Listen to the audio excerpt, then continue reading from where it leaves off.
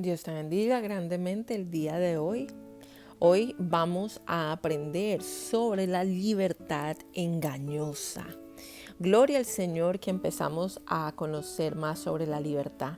Este jueves voy a enseñar sobre la libertad en Jesús, pero quiero que reconozcamos primero lo malo, lo bueno.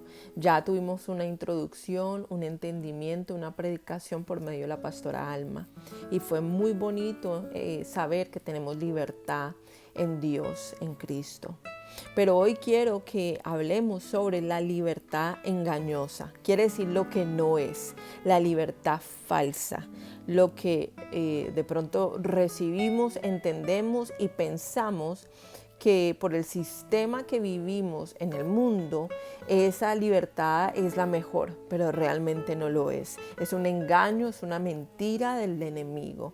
Y hoy quiero desenmascararlo porque es importante entender que Dios tiene planes buenos para nuestras vidas y que no podemos ser más esclavos del pecado. Así que vamos a leer la palabra del Señor en Lucas 15, versículo 11 en adelante. Lucas 15, versículo 11 en adelante. Y es parábola del hijo pródigo. También dijo: un hombre tenía 2 hijos, y el menor de ellos dijo a su padre: dame la parte de los bienes que me corresponde. Y les repartió los bienes. Les repartió los bienes, quiere decir a los 2 hijos. En el versículo 13 dice: no muchos días después, juntándolo todo, el hijo menor se fue lejos a una provincia apartada. Quiere decir, salió de la casa de su padre y decidió irse con el dinero que le habían dado. Entonces dice la palabra y allí desperdició, o sea, se gastó sus bienes viviendo perdidamente, locamente. ¿Y qué es vivir perdidamente?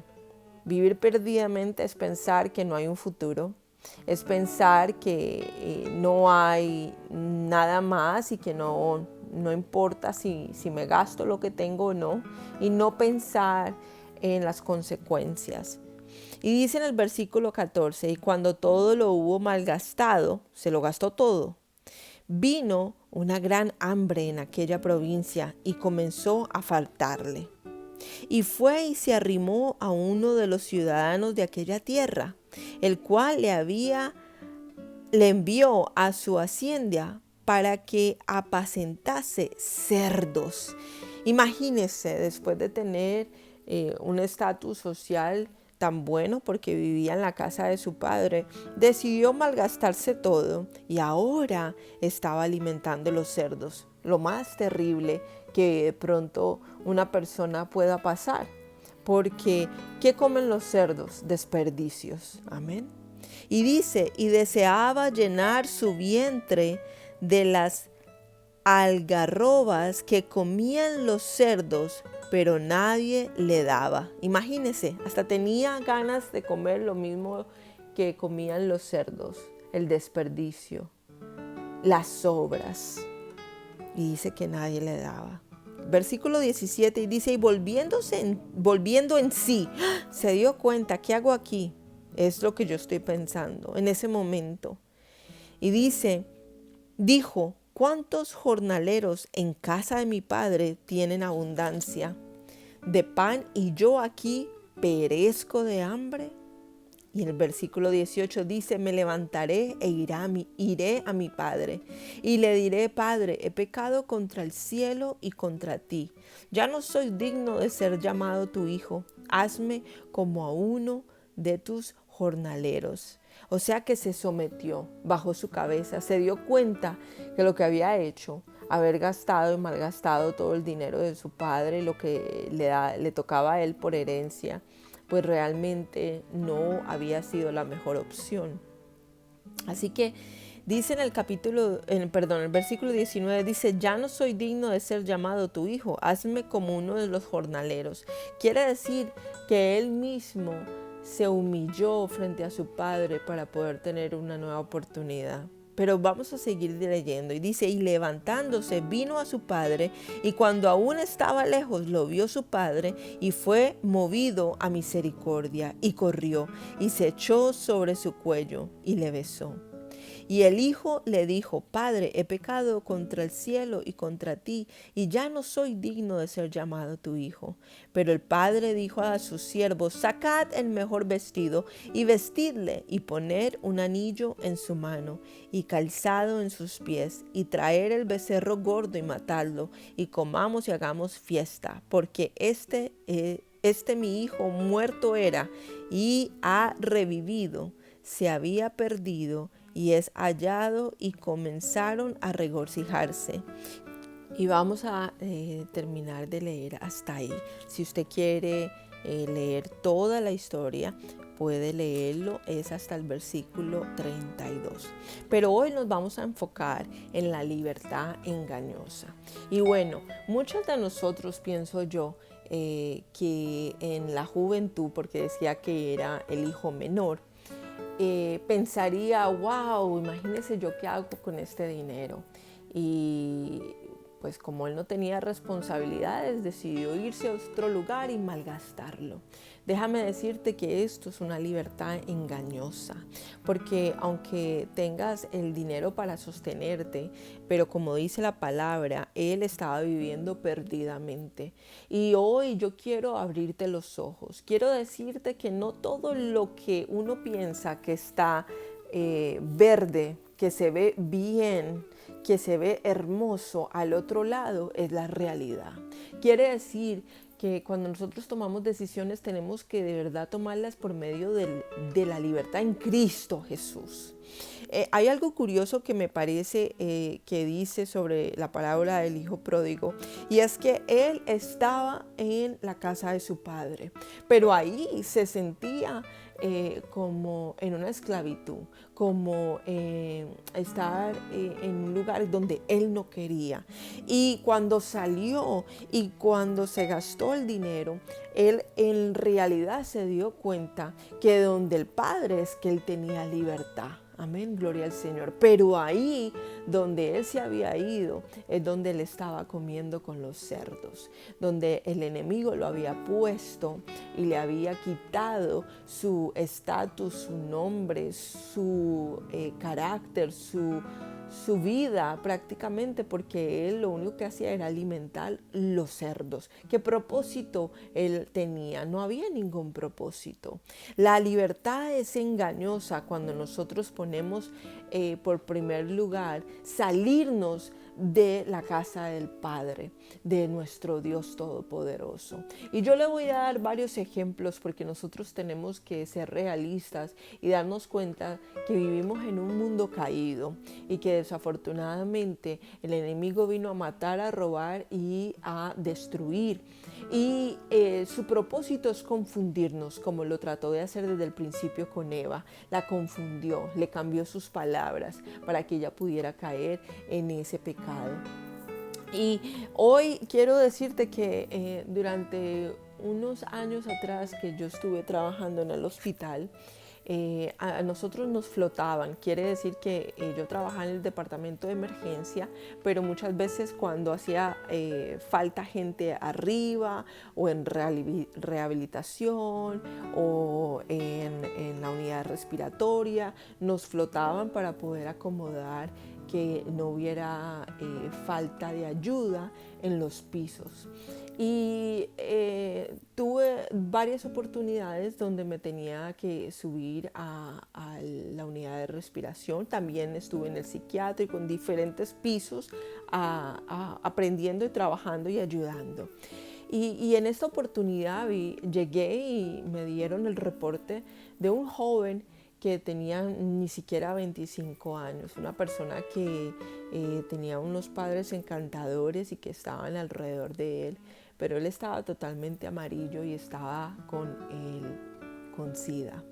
Y yo me ponía a pensar, Señor, wow, ¿cómo habrá llegado este chico acá? Y mientras que hablaba con él y con su familia, aunque él estaba ya próximamente para fallecer y estaba agonizando, cómo las decisiones cambiaron la vida de él. Porque desafortunadamente nosotros pensamos que al tener una libertad engañosa y viviendo perdidamente nos vamos a disfrutar la vida porque solamente hay una y hay gente que lo hace de esa manera y desafortunadamente nos damos cuenta que todo tiene consecuencias.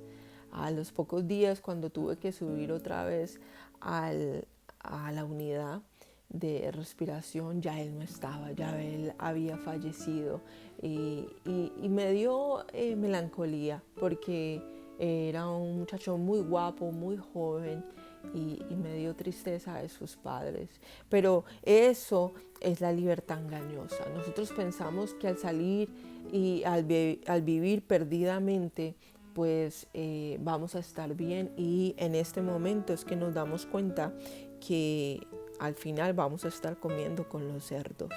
Amén. Había otro testimonio que el Señor me traía a la mente mientras que yo estaba buscando de qué hablar. Y en esta libertad falsa, me acordé de una chica con la que yo participaba en danzas mesiánicas y hacíamos también obras de teatro del Señor Jesucristo en diferentes iglesias por todo Nueva York. Y ella era muy joven y le servía al Señor, gloria a Dios, y me encantaba la forma que ella alababa al Señor y ella también cantaba en el grupo de alabanza y era muy talentosa, muy bonita, muy talentosa. Y un día pasaron como 10 o 11 años, estaba en un lugar donde hay carrusel y donde se suben los niños y mi hija estaba todavía pequeña y llegamos allá y ella empezó a montarse en este carrusel y cuando yo la veo a ella y veo con quién estaba ella y no era una persona del Señor y la saludé y ella me saludó, me abrazó y me dijo hace muchos años ya no le sirvo al Señor. Y eso me tocó mi corazón y yo dije, wow, Señor, mira a esta chica, cómo te amaba, cómo hacía y mira con quién está. Y se veía totalmente diferente. Yo la reconocí, fue cuando ella empezó a hablarme y me saludó. Pero realmente era irreconocible.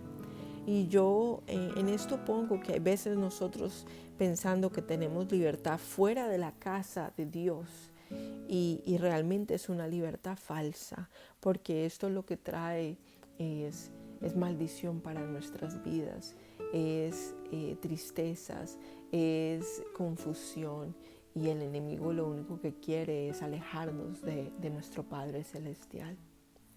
Como muchos de estos ejemplos nos podemos ver cuando hay personas que están casadas y dicen, no, yo ya no puedo vivir con este hombre y deciden dejarlo y después de un tiempo están peor que lo que estaban con el esposo. ¿Por qué? Porque la promiscuidad y el vivir perdidamente tratando de buscar una felicidad en un hombre, pues realmente no nos va a llevar a ninguna parte. Nosotros tenemos que darnos cuenta que cuando vivimos en un orden bíblico, cuando el Señor está en nuestras vidas, en nuestros corazones, cuando Él es el que manda, cuando Él es el que quiere acomodar nuestras vidas, y así como en la parábola del hijo pródigo, cuando nosotros estamos obedientes en la casa de nuestro Padre, pues vamos a tener, como dice Él en el versículo 22, dice que mandó a traer un vestido para él y mandó a traer un anillo para que le pusieran en su mano y un calzado en sus pies. Dios nos va a cuidar, Dios nos va a revestir de su gloria, de su poder. Dios va a poner un anillo de autoridad. En el Antiguo Testamento dice que cuando se hacía una ley se ponía un anillo, la marca de un anillo en el en el papel, en lo que se estaba haciendo por ley, porque eso es autoridad. Dios nos da autoridad y aquí se demuestra que Dios le dio también calzado en sus pies. ¿Y qué es un calzado? Los zapatos, según la palabra del Señor, significan como contratos, como acuerdos. O sea que Dios va a hacer un acuerdo contigo porque Él desea lo mejor para ti.